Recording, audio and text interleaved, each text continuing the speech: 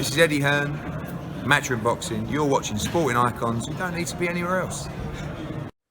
Now, I'm pretty confident that I can speak for all boxing fans out there when we say that we want the likes of Eddie Hearn, Ben Shalom, Mick Hennessy, Frank Warren, Probellum, of course, and now come onto the scene, MTK Global, Bob Arum, Al Heyman, Oscar De La Hoya, Dennis Hobson, the list goes on, any kind of promoters out there who have TV, Calla Sauerland and that, of course, as well, with Wasserman, small hall shows, the list goes on. We wish them all the best. We want them all to give us the best product that they possibly can as boxing fans. We want them to be competing as best they can with each other. We want that. Of course we do. Because while there's competition, there's pressure on other promoters to improve their product, which can only benefit us as boxing fans. And as me, as a content creator, that's great for me, isn't it? But Eddie Hearn, he does get more stick than anybody else. I think we could safely say that one, where everything that he does, he's scrutinised. If he gives us a fight where quite clearly the home fighter is a clear favourite and his home fighter wins, oh well, that was poor matchmaking. If he gives what fans want, which is a 50-50 fight or a risky fight, and his home fighter loses, oh well, you shouldn't have threw him in there. It was too early. Why would you put him in there with him? He can never win. And that's the truth of it. He can never win. So in this video, I'm not going to go in on Eddie Hearn or anything like that, and I'm not necessarily going to be blowing smoke at his backside either. I'm just going to give my own personal perspective as to some of the comments of what people say, that Eddie Hearn is on rocky road. He's coming to the end, he's lost the plot, he's dropped the ball, and all these kind of things that people say about Eddie Hearn and the Matchroom product. Now, I've already explained where I think certain things are going wrong ever since he's gone with DAZN. Is this the kind of thing that he would listen to when it comes to me and you?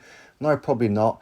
I think Eddie Hearn is very much in his own lane, deliberately in his own lane, with blinkers on. He's living inside that bubble where nobody can access it because he's just got his own narrow vision. That's all it is. Whether his vision is right or wrong, time will tell on a lot of it. But when it comes to, say, this past weekend, he has taken more L's. Now, Eddie Hearn, he can try and sidestep it and say, well, yeah, okay, so we've got Kid Galahad and Terry Harper, two British world champions, now no longer British world champions. No longer world champions from Great Britain.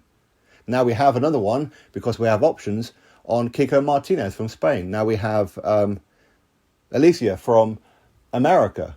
Well, that's great, but your backbone, your foundation is British boxing fans. We've lost two British world champions. That's what we've done. Kid Galahad and Terry Harper getting knocked out the way that they did. Hey, there's no shame in any of this. Of course not. Of course there isn't. Terry Harper clearly took a very, very risky fight. Kid Galahad, yes, he was supposed to beat Kiko Martinez. He was supposed to beat him. But it's boxing, you get caught. The fact is, these guys have lost a world title. That's an L for Eddie Hearn. It is, and his product.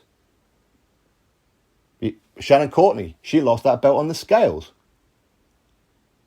And then lost the fight. Then wants to try and blame her women's cycle on it.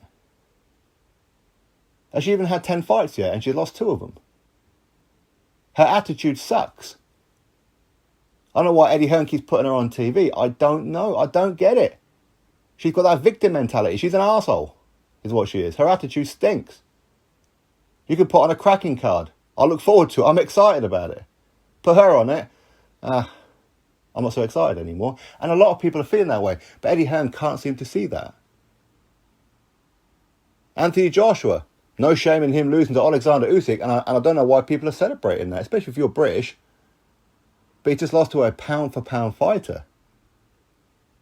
No shame in that. No shame in him losing to Alexander Usyk. Personally, I think Anthony Joshua will get him back in the rematch. I think he'll start Usyk in the rematch. If I'm wrong, I'm wrong. I'm okay to be wrong. But as I said before, there's no shame in him losing to Alexander Usyk. But again, Britain has lost another world champion. I believe he will get him back in a rematch. But currently, we've lost another world champion. We've lost more world champions. Billy Joe Saunders losing to Canelo Alvarez. Again, no shame in that. Callum Smith, another world champion, losing to Canelo Alvarez. Again, no shame in that. But British boxing fans have lost 2 world champions. By the way, I'm not saying that they should be fighting other opponents that they should win just to keep the titles in the world in the UK. I'm not saying that. I'm not saying that they should only defend them against British people. I'm not saying that. I'm really not. Josh Warrington vacated his belt, which of course is what Kid Galahad picked up and recently lost his past weekend. Josh Warrington vacates his belt and then goes and loses against a guy nobody's heard of, in Mauricio Lara from Mexico. These Mexicans and these European fighters are just well and truly overlooked. Josh Warrington, he tries to get him back in a rematch. There's a clash of heads. The fight gets called off. It's not a good look. It really isn't.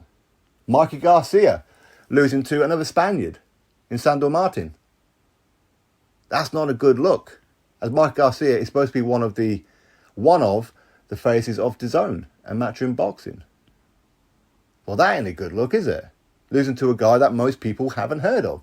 Because let's be honest, how many people actually watch the Matchroom Spanish shows? How many people watch the Italian shows or the Austrian ones or anything like that? I don't think too many people do, to be honest. I mean, I might be wrong on that. Obviously, I don't know the numbers. You got Ted Cheeseman losing to a Frank Warren fighter in Troy Williamson. Again, no shame in that. I love Ted Cheeseman.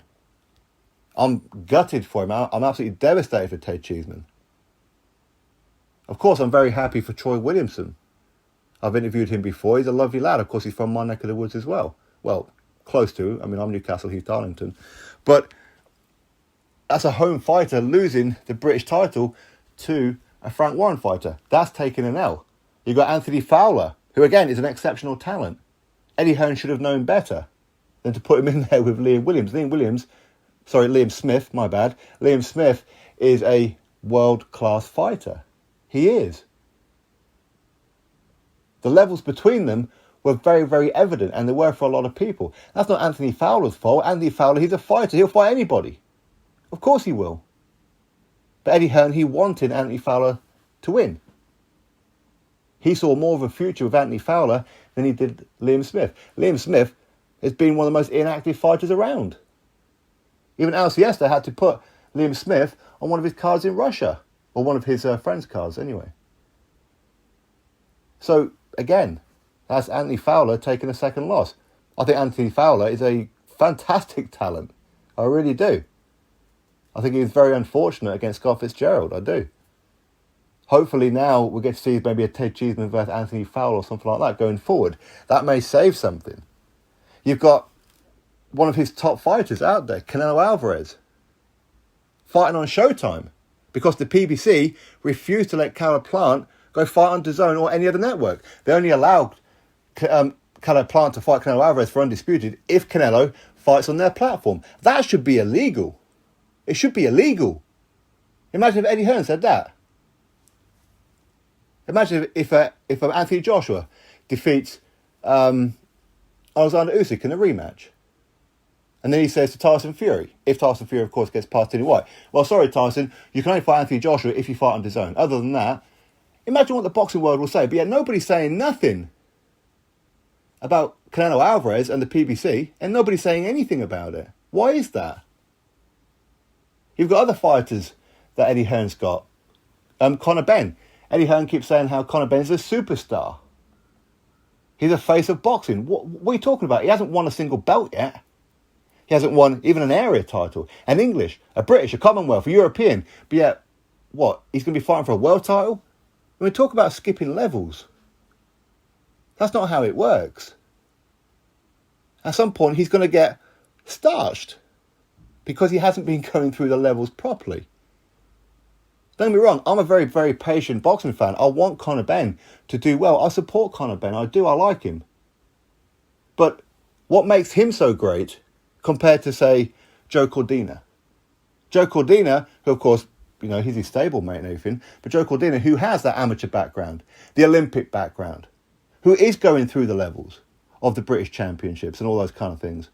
Well, why is he not getting the same push as Conor Benn? Because Conor Benn is very loud on social media, that's why. Because he's always crushing it in the gym. Because his dad is Nigel Benn.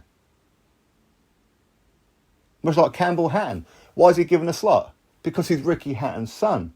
This isn't what boxing fans want. It isn't. He doesn't understand this. You got Derek Chisora, yet again in a main event. I like Derek Chisora, I do. But let's be honest, has he ever won a main event fight? Has he ever won one? This guy takes more losses on the bounce than, hey, Eric Molina. Go have a look. Go look at the record. Derek Chisora has lost more on the trot than Eric Molina. But yeah, he's given another headliner in a Joseph Parker rematch. I wouldn't mind so much, but when Dillian Whyte he lost to Alexander Povetkin, what was it that Eddie Hearn said? Well, if Dillian Whyte doesn't defeat Alexander Povetkin in the rematch, then, you know, he's pretty much done. Okay, so Dillian Whyte's done after losing one fight to a former world heavyweight champion with an outstanding resume, an Olympic gold medalist. But yet Derek Chisora can take loss after loss after loss and keep getting main event. This is the issue that I have. You got Joshua Buatsi. Have you seen his next fight? Joshua Buatsi, I support him to the hills and back, I do. He's in a real tough fight. I wouldn't be surprised if he loses that fight. I don't want to see that. But he's in a real risky fight. Eddie Hearn says how he wants to control women's boxing, put women's boxing on the map, and that's great. But why didn't you have Savannah Marshall, April Hunter, and Natasha Jonas under contract? Why not? We've heard him say time and time again, well, we don't really need to have people under contract because everybody knows we're number one. Everybody wants to be with us. No, fighters need security. They need security. They need X amount of fights. They need to know that they have a contract in place, win, lose or draw. They need their financial security. But now he can't have Savannah Marshall versus Clarissa Shields. Again, Clarissa Shields, she was somewhat of a free promotional agent out there. Eddie Hearn could have got her. Sky Sports got her. There's opportunities for him to get Georgia O'Connor and Ebony Jones. Both of these girls will be world champions. I'm telling you, they will be. Don't get me wrong, I'm not an expert on women's boxing, not at all. But it's not like he wasn't aware of them. Because I messaged Eddie Hearn, I said about Georgia O'Connor. He started following her on social media immediately after. Well, you waited too long, mate. You waited too long.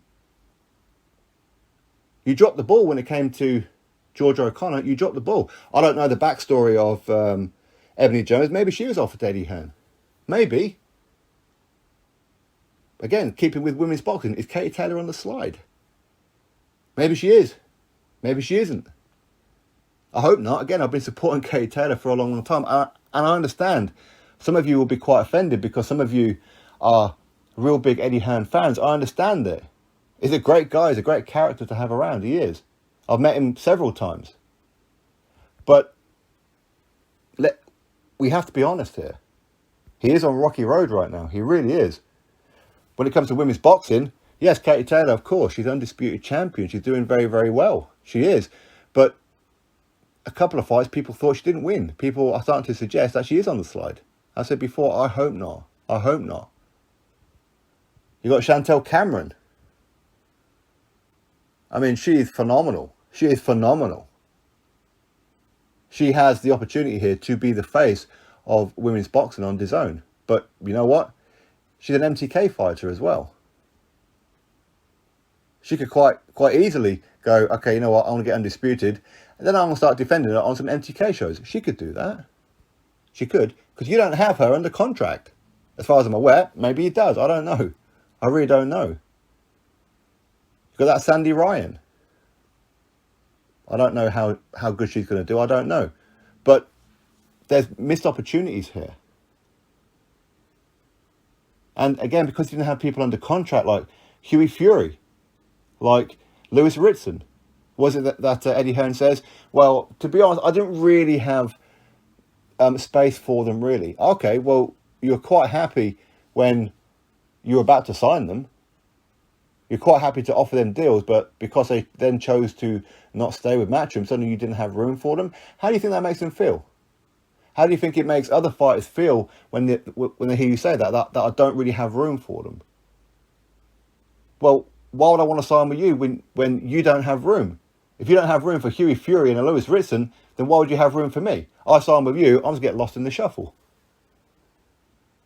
Richard Riakporhe, again, he allowed Richard Riakporhe to go. He's still undefeated, Richard Riakporhe. He's got wins over the likes of Chris Billam-Smith and that.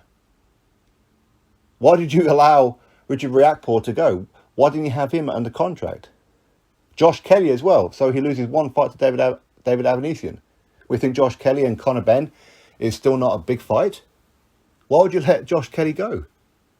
Why didn't you have him under contract before you offered him a contract in the end, or any fighter? Why is Dillian Whyte not under contract? Why is that? His very next fight, he could go, you know what, Sky Sports, I'm coming with you. And there's nothing Matchroom can do about it. Nick Campbell even is a heavyweight prospect.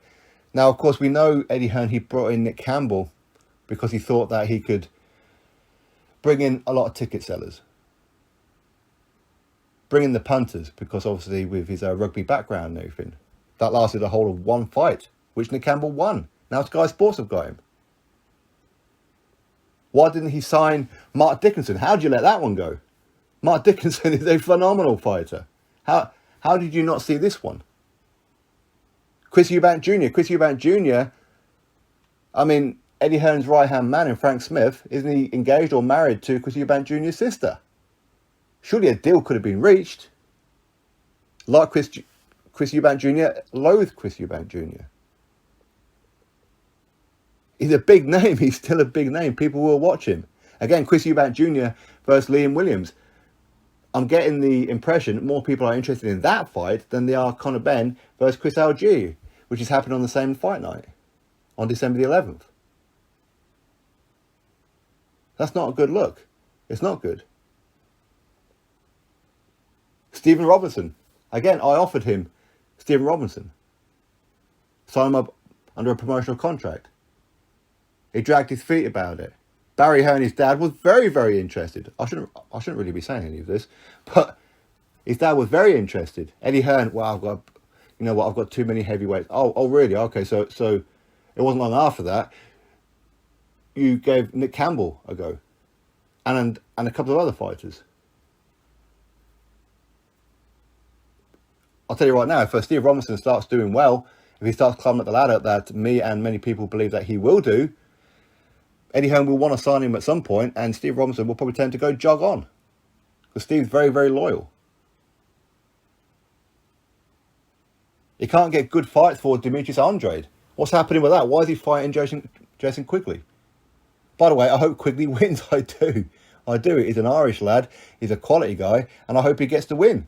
But is he going to beat Demetrius Andrade? You wouldn't have thought so. But why can't Eddie Hearn get Triple G for Demetrius Andrade? It's a unification. Why is Triple G going to go fight Murata? Because it's an easier fight for bigger money. It's business, of course. Why can't he get Demetrius Andrade versus Daniel Jacobs? He's a DAZN fighter still, isn't he? Why can't he get Demetrius Andrade to fight? Why is it that Al Heyman is allowed to block a Charlo fight? I mean, thankfully, the likes of Anthony Joshua and Dillian Whyte, they're constantly taking fan-friendly fights. They're stepping it up. They're risking it. Thankfully. But for how much longer are they going to do it? Well, we don't know. Is Eddie Hearn on Rocky Road? I think Eddie Hearn is on Rocky Road, but I think it's a road that he can get off. I think he can certainly get back on that horse. But again, let's go back to the original point. People will give Eddie Hearn stick. And I know people will probably look at this video, if of course he's still listening right now, and say that I've just given him some stick. I haven't given him some stick. Not really. But I'm literally just pointing out that there are certain things where he is taking L's. He is. And he can try and dust it down as much as he likes, but he ain't. He can't. He really can't. British boxing is his foundation. Without it, where does he go? He plummets off into obscurity, doesn't he? Eddie Hearn, he does seem to be on the slide a little bit. Ben Shalom and Sky Sports seem to be on the up. Thankfully via Eddie Hearn, Frank Warren is just putting on complete garbage. Let's be honest, he's putting on complete pony. I'm not even interested in that Lyndon Arthur and Anthony Yard rematch. I'm not too bothered about it, to be honest with you. And I'll probably watch it if there's no other boxing on that night. Did anybody watch this past weekend show, his prospect show? That was pony, complete pony. Anyway, as I said, I hope Eddie Hearn, I hope things start to work out for him, but right now he's taking a lot of L's, and he can sugarcoat it as much as he likes. There's a lot of L's on there, and he is on rocky road. He really is, and I really do hope that he turns that corner. But anyway, my thoughts, you drop me yours, click thumbs up, subscribe, catch you on the next video.